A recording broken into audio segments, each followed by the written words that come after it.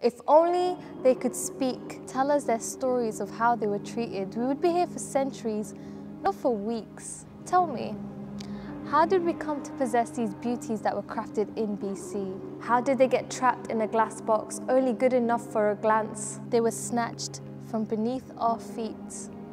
And now they're merely objects for us to see. You take one look and think that's where they're meant to be, a forgotten part of our history.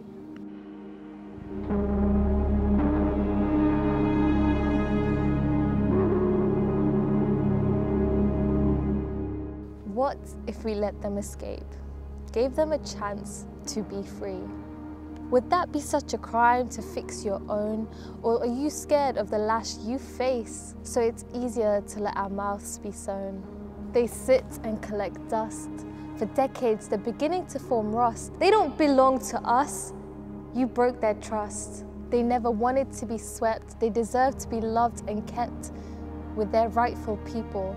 You led them astray, and it was those same ancestors that had to pay. But now it's our turn to have the last say. We're standing here amongst the sacred. You can't deny the facts. You can't deny the chills and shivers. You snatched them from the tribes, the East, and all the countries that didn't comply. You hoard them between fancy pillars and hollow ceilings in your ancient archives. They're out of place but not out of mind. It's such a sad sight to see.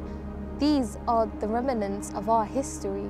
I want you to close your eyes. Imagine a land that was burnt down to the ground for the pieces that you paid to see. Imagine a hand that was cut off for a cuff, that was sold for a price. And you stare at it deep in thought, thinking it's the prettiest thing you've ever seen without knowing its story. Imagine your favorite belongings that are precious to you are taken, trapped. I want you to step into this whole new world filled with crime, corruption, and colonization. Talk about what it means to be human, and truth be told, you aren't human if you don't connect with those souls.